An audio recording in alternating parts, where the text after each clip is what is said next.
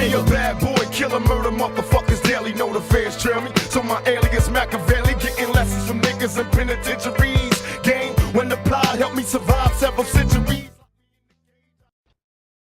Big sight, new paint. Man, a long time coming. You know what I'm saying? Good. Boom, yeah, we get it together, all eyes on me. You know what I'm saying? This is history in the making, baby. You know what I'm saying? Me and Boom finna turn up.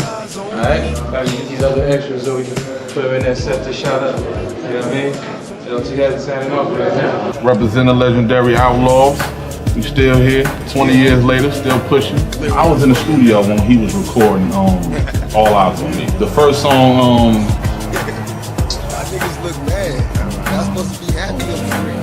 Y'all niggas look like y'all. the first song I heard him record, picture me rolling in my 500 Benz. I got no love for them niggas, ain't no need to be friends, dog. Ambitions are right out there.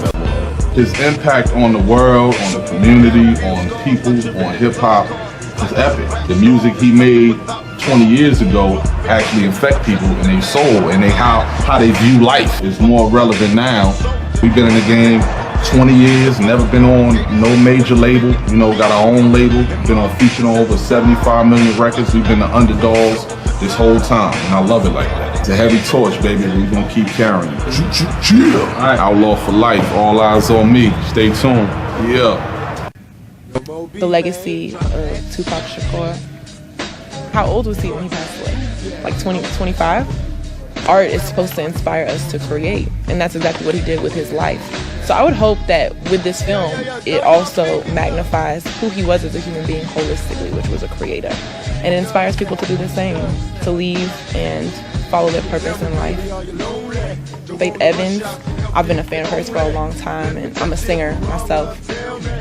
And the stuff that she does, she's like a jazz singer in R&B. It really, really made me want to play such a strong woman and honor her. She was like the Helen of Troy of hip-hop, and it's an honor to play that.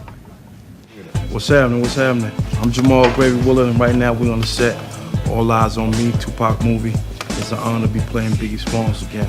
That scene was the scene with me and Faith. You know, at that time I was married to Faith, and that scene was the scene with Tupac on the cover with Faith.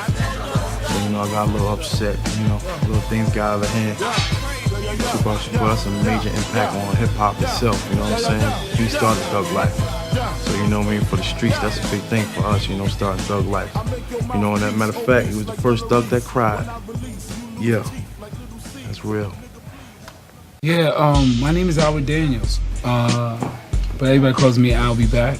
I play AB, a character that influences Pac in the realm of performance and poetry. Poetry is an outlet for us to say exactly what's going on, and that's what Tupac wanted to push. Even at 18, he wanted to shed light on how dark it was, where he was from. Shout out to you, Tupac. Shout out to you wherever you are in heaven. You pushed our minds. You did exactly what you said you was gonna do. You inspired the people that get a chance to change the world. Thank you. Actually surreal. It's actually surreal. Coming up, I came up on the West Coast until I was about 10, 11. So all I heard was all death row stuff. And seeing the story of Tupac and Snoop and Dre and Suge unfold. And so, you know, growing up and playing Suge Knight, I mean, I've done a lot of roles, but this one is exciting. As a longtime Tupac fan, you know, I still bump Tupac in the car. You know what I mean? So to get this call was like, you know, you serious?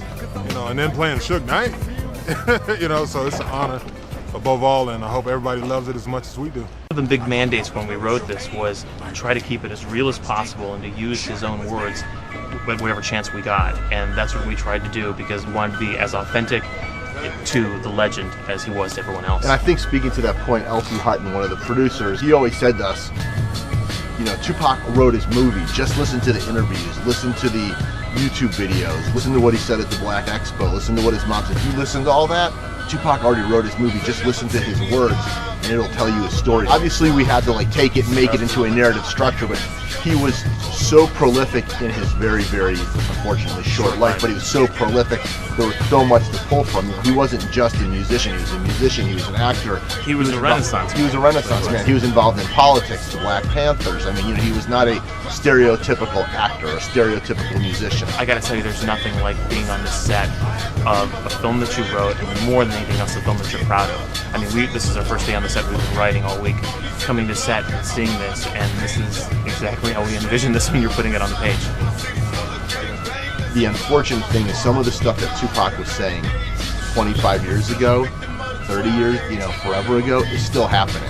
So you look at, like, you know, all the cop shootings all over the United States and stuff in Chicago and stuff in Detroit, and all the stuff he talked about violence on, you know, minorities. He was basically saying Black Lives Matter 20 years ago. I want people to see this film because I want them to be entertained, I want them to be educated, but more than anything else, I want them to understand that Tupac wasn't just a rapper, but he was a guy who was so far ahead of his time and had his life not been cut short. Who knows what he could have done. The music is in there, but everything else is in there too.